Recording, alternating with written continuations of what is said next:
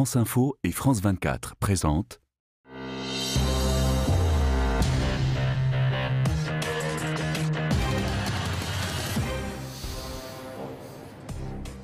Bonjour à tous et bienvenue dans Le Monde, dans tous ses états, le magazine de géopolitique de France Info et de France 24.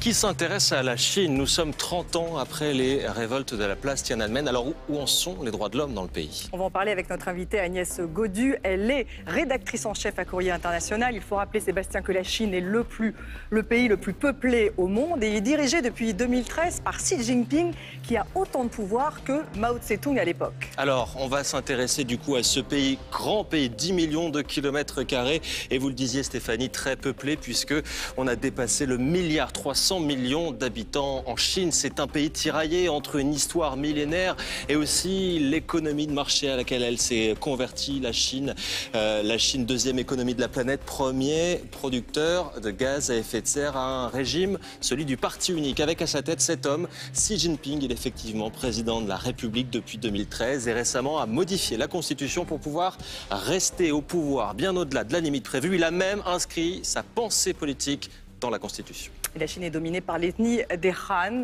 Sébastien, mais il y a aussi des minorités, plusieurs minorités, dont les Ouïghours. Et les Ouïghours font l'objet d'une répression féroce de la part de l'État chinois. Alors où se trouve-t-il ce peuple? Eh bien ici, dans la région du Xinjiang.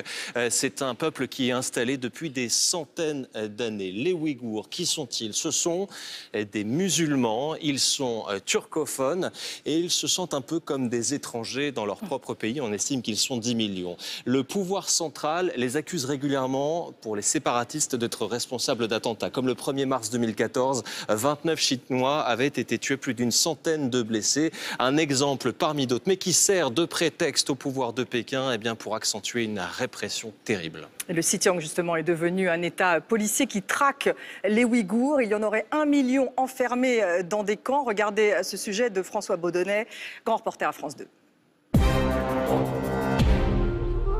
Vue du ciel, Urumqi et ses 3 millions d'habitants ressemblent à Shanghai ou à Hong Kong. Pourtant, le vrai visage de la capitale du Xinjiang, le voici. Une cité policière, quadrillée par l'armée et les forces de sécurité. À chaque carrefour, un checkpoint, surtout devant les mosquées. Dans cette province chinoise, les Ouïghours, des musulmans turcophones, autrefois majoritaires, sont la cible du régime de Pékin. Depuis 1 an et demi, dans le plus grand secret, les arrestations se multiplient. Selon les organisations internationales, 1 million de musulmans du Xinjiang auraient déjà été internés dans des camps. Des photos satellites permettent de suivre la construction de ces lieux d'internement conçus comme des prisons. Après avoir longtemps nié l'existence de ces camps, Pékin affirme à présent qu'ils permettent de lutter contre le terrorisme. Ce seraient des centres de formation professionnelle. La télévision d'État s'est même fendue d'un long reportage. On y voit des Ouïghours apprendre le mandarin, la couture ou le travail du bois. Des jeunes logés dans des dortoirs clairs et propres, ostensiblement heureux de leur sort. J'ai beaucoup appris de mes erreurs et je veux continuer à étudier dur. Avant, j'étais pauvre d'esprit, mais maintenant, c'est fini. Je vais pouvoir m'enrichir. Sur tout le territoire du Xinjiang, il y aurait 180 camps pour musulmans. Selon des experts, ce serait la pire répression exercée en Chine depuis la révolution culturelle. Et les autorités chinoises reconnaissent l'existence de ces camps, mais elles disent que ce sont en fait des centres de formation professionnelle pour lutter contre le terrorisme. Regardez justement ce qu'en dit Antoine Védéier. Il est correspondant de France 24 à Shanghai. C'est un sujet très sensible en Chine. Les Ouïghours subissent depuis de nombreuses années la répression des autorités de Pékin. Et pour les Han, l'ethnie majoritaire présente en Chine, les Ouïghours sont volontiers assimilés à des voyous, voire à des criminels. Donc aujourd'hui, en Chine, il n'y a pas grand monde pour s'émouvoir du sort qui leur est réservé. Et puis en Chine, il faut savoir que la presse, elle est sous le contrôle de l'État. Donc il n'y a personne pour dénoncer l'existence de ces ces camps d'internement gigantesques dans lesquels seraient enfermés entre 1 et 2 millions de Ouïghours selon les estimations. Mais devant l'accumulation de preuves de cet internement de masse amassé par des journalistes, par des universitaires, par des activistes, le pouvoir a fini par reconnaître il y a quelques semaines l'existence de ces camps et à leur donner un cadre légal. Mais ce qu'on voit, c'est que le pouvoir souhaite aujourd'hui assimiler ces camps d'internement à des centres de formation professionnelle et il justifie leur existence par une rééducation des Ouïghours qui seraient des extrémistes religieux qu'il faudrait donc rééduquer. Et aujourd'hui, on peut voir de nombreux reportages de propagande en Chine qui vantent les mérites et l'existence de ces camps. Et on va plus loin sur le sujet avec notre invité. Bonjour Agnès Godu. Bonjour Agnès Godu, vous êtes spécialiste de la Chine, également chef du service Asie de Courrier International. Est-ce que finalement on assiste à un nettoyage ethnique d'un genre nouveau ou est-ce que ce sont simplement des pratiques qu'on connaissait du temps de la révolution culturelle remises au goût du jour ? Alors, c'est des pratiques qui ont étonné quand même les gens qui regardent ce qui se passe en Chine de manière régulière par l'ampleur et par la violence de cette répression.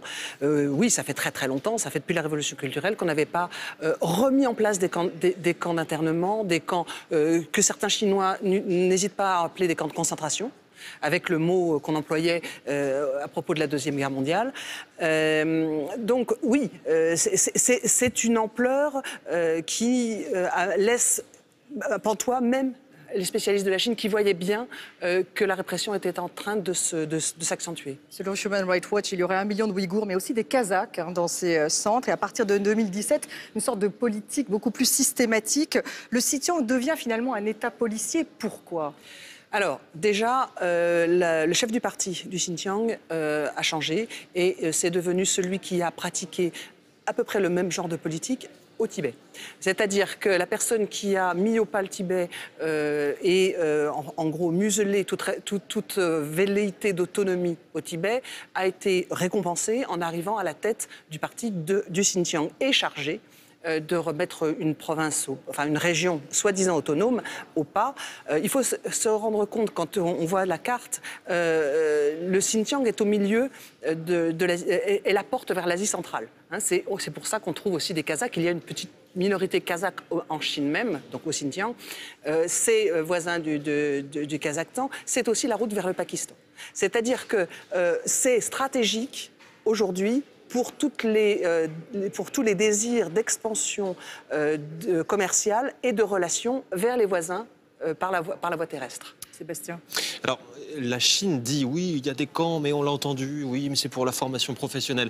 Il y a une question de point de vue, puisque dès qu'il est question de Chine et de droits de l'homme, c'est dans le monde occidental, on est un petit peu critique comme ça. Qui a raison? Qui a tort aujourd'hui? De quoi s'agit-il? Est-ce qu'on le sait? Est-ce qu'on peut les visiter, ces camps? Alors, personne, bien sûr, ne peut les visiter. La manière dont ça a été révélé, c'est par les résultats d'un chercheur autrichien qui a compilé à la fois des données commerciales, de contrats commerciaux de construction trouvables sur Internet et des photos satellites et qui a croisé ces données et qui a donc constaté la construction de complexes qui ne peuvent être que ça. C'est une première chose. Et puis malgré tout, il y a aussi des informations qui filtrent de gens qui sont parvenus à sortir de Chine. Et en croisant toutes ces informations, on parvient à une quasi-certitude qu'il s'agit bien de cela.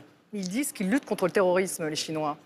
Alors, ils le disent depuis le 9 septembre. C'est depuis le 9 septembre et l'attentat de New York, ils ont utilisé la lutte contre l'islamisme et le terrorisme islamiste comme prétexte, comme raison, on ne sait pas, pour lutter contre une forme de revendication autonome un petit peu accrue, avec probablement une minorité un peu violente.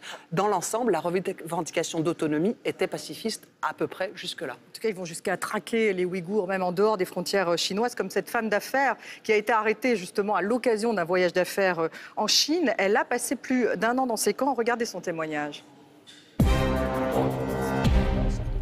Ils nous piquait là ou là. On devait sortir notre bras par une petite ouverture dans la porte une fois par semaine. Nous nous sommes rendus compte qu'à cause de ces injections, nous n'avions plus nos règles. Les miennes se sont arrêtées 1 mois après le début de ma détention. Et puis nous ne pensions plus à rien. Nous ne pensions plus à nos proches, à nos familles. Je ne savais plus où j'étais née, j'avais l'impression d'avoir toujours vécu là. On ne sentait plus ni le froid ni la faim. C'est comme si nous étions des morceaux de viande posés là. Agnès Gaudu, on a les témoignages, on a les preuves. Et pourtant, silence plutôt assourdissant de la communauté internationale. Ça veut dire quoi? La Chine, c'est avant tout un partenaire économique? Je pense que l'ensemble de la communauté internationale est d'une prudence extrême vis-à-vis de la puissance chinoise qui, on le sait tous, est en train de monter et ne veut pas se mettre en position délicate, à la fois parce que les relations commerciales sont essentielles pour préserver l'emploi en Europe et puis parce que c'est effectivement le partenaire dont on sent bien qu'il est en train de monter au XXIe siècle. Et donc, il y a peut-être aussi un tout petit peu de désintérêt pour une minorité loin au fin fond de la Chine, musulmane qui plus est. Je pense que ça n'aide pas du tout. Les Tibétains ont quand même reçu, quoiqu'on les ait beaucoup oubliés ces derniers temps, ont quand même reçu un soutien bien plus fervent dans des situations comparables. Les intérêts et rires politiques, en tout cas tous les prétextes sont bons pour les envoyer en prison. Oui, c'est peut-être cette impunité dont vous parliez, puisqu'on va écouter une chanson. Vous allez voir que les paroles sont absolument innocentes. En revanche, eh bien, selon les autorités chinoises, celui qui les chante, eh bien, pas du tout. Son crime, avoir parlé en chinois et en ouïghour et avoir tenté de jeter des ponts entre les deux cultures, eh bien, il a été emprisonné l'année dernière.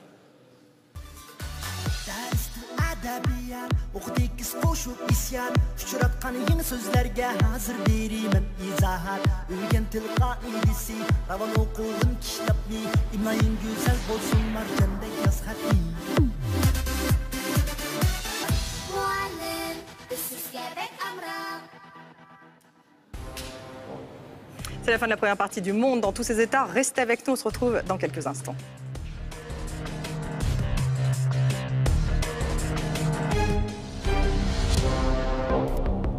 France Info et France 24 présentent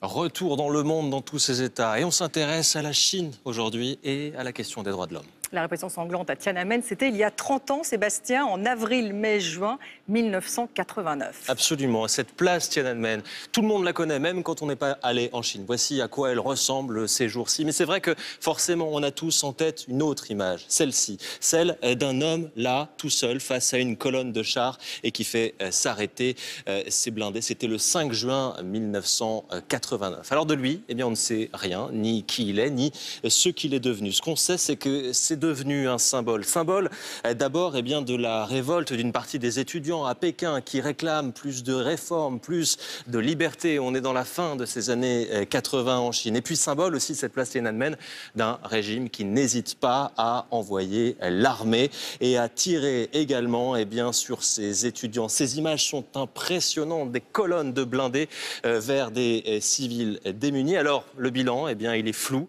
mais on estime, Stéphanie, selon certains historiens, qu'il y a eu au moins 2800 morts tout autour de cette place Tiananmen. Et 3 mois après cette répression sanglante, Dominique Torres, qui est reporter à France 2, est retourné sur les lieux. Regardez, c'était donc en 1989.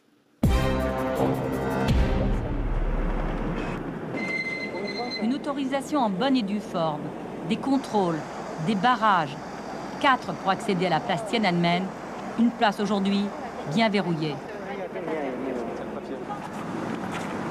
Une place interdite aux Pékinois ou à toute personne non munie du cachet militaire. Des soldats placés au coin stratégique. De rares visiteurs, seules des délégations de lointaines provinces, passent devant des gravats témoins de l'effondrement d'un gigantesque espoir.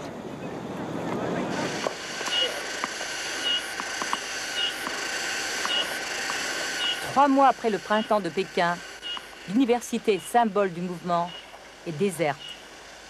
Ici se tenaient les assemblées des étudiants. Là s'affichaient les mots d'ordre et les fragments d'espoir. La rentrée n'aura lieu qu'en octobre. On prévoit 400 nouveaux élèves au lieu de 2300. Les rares étudiants évitent de vous regarder. de vous parler. Certains étudiants parlent entre eux. Ils ne sont pas d'accord avec le gouvernement, mais ils doivent s'inscrire à la fac tous les ans. Et s'ils ne manifestent pas leur accord avec le gouvernement, ils ne pourront pas s'inscrire. À Pékin, la mainmise des militaires se fait sentir à tous les niveaux. Un journaliste de la télévision veut bien nous rencontrer, mais incognito. L'angle du reportage doit être choisi en accord avec la politique actuelle. Cet angle doit correspondre à la ligne du parti, faute de quoi on peut avoir de graves ennuis. Les reportages concernant la révolte ont été faits par les militaires en coopération avec nous. Pékin, le journal télévisé du 4 juin 1989. Les deux présentateurs vedettes annoncent le massacre de la veille en tenue de deuil. Que sont-ils aujourd'hui devenus? Ces deux journalistes n'apparaissent plus à l'écran. Ils ont été déplacés vers les services économie et société et remplacés par d'autres présentateurs.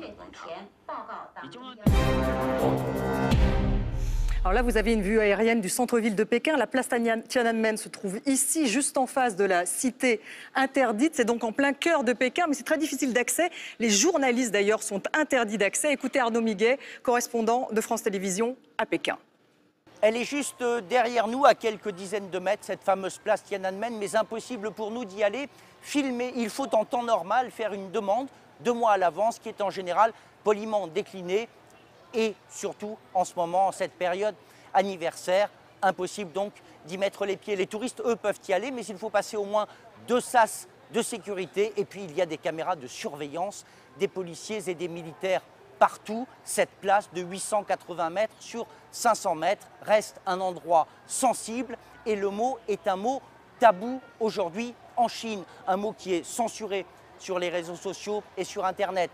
Impossible de trouver les mots Tiananmen et 4 juin, aucune référence de ces 10 000 morts au bas mot dans la nuit du 3 au 4 juin dans les livres d'histoire, et on n'en parle certainement pas publiquement. Elle est l'illustration d'une Chine qui s'est crispée, d'un régime qui veut et peut tout contrôler, toujours plus autoritaire, toujours plus sécuritaire, certains diront un régime orwellien. François Mitterrand disait qu'un régime qui tire sur sa jeunesse ne peut pas durer. 30 ans après, il s'est trompé. En tout cas, rien n'a changé. Il est toujours avec nous Agnès Godu, spécialiste de la Chine, chef du service Asie à Courrier International et témoin précieux, puisque vous étiez sur place à place Tiananmen en 89. François Mitterrand, on l'a connu plus visionnaire quand même. Hein. Oui, on peut dire que ça, dans la mesure où surtout, ce qui s'en est suivi, c'est une espèce de glaciation. Et puis, au bout de 2 ans, 92, un nouveau départ, c'est-à-dire qu'on a passé 2 ans à tout verrouiller politiquement. Les étudiants ont dû faire leur contrition. Tout le monde beaucoup de gens ont été envoyés en prison. Il y a eu tous les morts. Donc, effectivement, on ignore le nombre exact. Et puis, en 92, renouveau départ, l'ouverture économique et le début du chemin vers où on est aujourd'hui, c'est-à-dire la Chine puissance mondiale. Et cette parenthèse a été soigneusement cachée par la Chine, beaucoup oubliée par l'étranger. Xi Jinping, en tout cas, devient président en 2013. Il a renforcé la censure. Aujourd'hui, il ne pourrait plus y avoir des étudiants place Tiananmen. Il ne pourrait absolument plus. La place Tiananmen est sévèrement tenue. Et surtout, les étudiants ignorent quasiment l'existence de cet événement. Régulièrement, je trouve des étudiants pour me demander en catimini si ils ont bien entendu quelque chose. Est-ce que c'est vraiment vrai? C'est rayé de l'histoire. C'est rayé de l'histoire. Des livres d'histoire chinois. C'est rayé de l'histoire. Il contrôle la population, il contrôle le parti. Aujourd'hui, Xi Jinping, on peut dire qu'il y a une personnalisation du pouvoir, que c'est plus dur aujourd'hui en Chine. Alors, il a surtout rompu avec une politique qui a quand même réussi pendant toutes ces 30 années, plutôt une bonne vingtaine d'années, à un certain consensus. C'était une espèce de pouvoir qui reposait sur un bureau politique avec 9 personnes qui devaient parvenir à un consensus. C'était un pouvoir collégial. C'était toujours un régime de parti unique, c'était toujours un régime qui réprimait politiquement, mais avec une certaine collégialité. Là, il a vraiment concentré les pouvoirs entre ses mains. Avec aussi à son service les moyens hallucinants de ce que prévoit la modernité, puisqu'on est en face de la première dictature numérique au monde, peut-être. C'est ça, Orwell en aurait vraiment rêvé. Dans le passé, tout le monde savait très bien qu'il possédait un dossier à la sécurité publique s'il avait fait un écart ou un autre, ou bien dans son unité de travail. Aujourd'hui, si ça a été numérique, il est fiché pour toujours et c'est beaucoup plus dangereux. Allons dans le détail un petit peu. Impossible de consulter Wikipédia depuis la Chine, et ce, dans n'importe quelle langue. Ça, c'est très récent. C'est très récent. Oui. Les réseaux sociaux, il ne faut même pas y compter. On est filmé dans la rue, le pouvoir peut savoir qui vous êtes. Si vous êtes un mauvais citoyen, votre nom est affiché sur une liste noire. Il y en a quand même 23 millions de Chinois répertoriés. Et des exemples comme ça, on pourrait en donner énormément. Ça fait peur. Alors ça fait peur, mais ce n'est pas exactement comme ça que les Chinois voient les choses. Les réseaux sociaux, ils en ont. Ils ont même les réseaux Weibo. sociaux, ils ont Weibo et WeChat. Et ce sont des réseaux sociaux actifs, vivants, sur lesquels on arrive encore parfois à trouver quelques petites choses intéressantes, un petit peu qui détonnent. Ça peut encore arriver. Donc, ils vivent sans Facebook, ils vivent sans YouTube. On peut très très bien vivre sans, malgré tout. D'autant plus que, d'un certain point de vue, c'est plus moderne. Mais il y a un contrôle social tout de même via le numérique. Oui. Alors c'est ça, c'est que le pendant, qu'ils ne regardent pas très bien, sur lequel ils ne sont pas vraiment regardants, c'est qu'effectivement il y a une collecte de données sur les individus. Ça n'est pas encore entièrement mis en place, hein, ce système de crédit social. On est encore au niveau des expérimentations, ça n'est pas généralisé. Il y a mais des enfin, tests. On y va, et quand on questionne les gens sur place, ils disent non, mais il n'y a pas de problème. Après tout, si je traverse bien dans la rue et que j'ai 3 points, et du coup Sina me vend moins cher, 3 voilà. Oui, parce qu'il faut dire, on peut payer du coup son bus moins cher quand on est un bon citoyen. Voilà. C'est ça. Donc il y voit que le côté un peu... On a des notes. On a des notes et on est un bon citoyen, on paye moins cher son journal ou on paye moins cher son riz, ses légumes. Ils voient plutôt ce côté-là, c'est-à-dire qu'ils ont une grande naïveté en fait. Une forme de totalitarisme à l'intérieur en tout cas, et le monde est rivé en tout cas à l'extérieur sur ce duel finalement entre Donald Trump d'un côté et Xi Jinping de l'autre, une guerre commerciale, une guerre technologique. On écoute Donald Trump. Je viens d'annoncer que nous allons augmenter les taxes avec la Chine. Nous ne reviendrons pas sur cette décision tant que la Chine ne cessera pas de se moquer de nos travailleurs en volant nos emplois. Nous ne sommes pas obligés de faire du business avec eux. Nous pouvons fabriquer les produits chez nous s'il le faut, comme nous le faisions avant. Agnès Godu, c'est un face-à-face dangereux. C'est un face-à-face dangereux dans la mesure où on a Trump dont on connaît l'imprévisibilité et dans la mesure aussi où la Chine risque gros d'un certain point de vue. Il y a eu beaucoup de... La manière dont Xi Jinping a réagi, c'est-à-dire en bombant le torse et en disant « nous pouvons faire face », a été extrêmement critiqué à l'intérieur. Ça ne s'est pas beaucoup vu. Il faut quand même passer par toutes les... ce sont les chercheurs, les intellectuels, etc., qui se sont prononcés. Il y a eu beaucoup de réactions depuis 6 mois. Voilà, ils ont aussi très peur que cela provoque une crise économique, voire politique à l'intérieur de la Chine. Justement, parce que le défi économique est très important pour Xi Jinping aujourd'hui. Oui. Avec 6% de taux de croissance, est-ce qu'ils s'en sortent, les Chinois? Parce que pour nous, c'est beaucoup, pour eux, c'est peu finalement. Alors, pour eux, c'est encore réel existant, si tant est que les chiffres de la croissance soient réels, parce qu'il y a eu aussi des prévisions disant qu'elle était à plat, la croissance. Donc, voilà, déjà, on ne sait pas très bien. Mais surtout, c'est une baisse du taux de croissance. C'est-à-dire que la croissance il y a 2 fois moins de croissance qu'il n'y avait il y a 5 ou 6 ans. Et donc, c'est un problème dans la mesure où la Chine n'est pas entièrement développée. Il y a encore beaucoup de poches de pauvreté. Et puis, c'est quand même là-dessus que le développement du pays vit. Est-ce que justement les Chinois peuvent accepter un contrôle social sans prospérité? Est-ce que ce n'est pas le défi de Xi Jinping aujourd'hui? C'est peut-être le défi. Le défi, c'est aussi d'arriver à faire vivre l'économie, à laisser l'économie privée, qui est quand même le moteur de l'économie, se développer. Parce que pour l'instant, ce qu'il a fait, ce qui lui est beaucoup reproché, c'est d'avoir beaucoup misé sur l'entreprise d'État, d'avoir réinvesti énormément dans l'entreprise d'État, d'avoir mené en fait une politique encore extrêmement centralisée, au détriment d'une économie privée qui est le réel moteur de l'économie. Cela allant avec toute la fermeture politique. Enfin, c'est aussi économique. Ça va avec le centralisme. Ça va avec le centralisme et le projet de faire de la Chine une nation technologique qui exporte ses biens technologiques. Notamment avec la route de la soie, on le voit en ce moment. Voilà. La nouvelle route de la soie. On a même parlé du lancement d'une nouvelle route de la soie technologique, c'est-à-dire d'un investissement accru. Ça s'appelait le plan 2025. Il en a moins parlé à partir de la guerre commerciale, parce que justement, d'un certain point de vue, ça ce sont des analystes internes qui le disent, il a un peu battu en retraite, et les mots d'ordre un petit peu offensifs, route de la soie, plan 2025, etc., ont été un petit peu mis sous le boisseau. Alors ça ne veut pas dire qu'ils ne sont plus là, mais ça veut dire qu'ils sont moins affichés. Merci beaucoup. Merci d'avoir été avec nous. Et puis je renvoie nos téléspectateurs à votre hors-série à Courrier International. Il sort le 29 mai. Tout savoir sur la Chine maintenant qu'elle est éveillée, la Chine. Merci encore Agnès Godu et merci Sébastien. Merci à vous de nous avoir suivis sur France 24 et sur France Info. Oui, à très bientôt.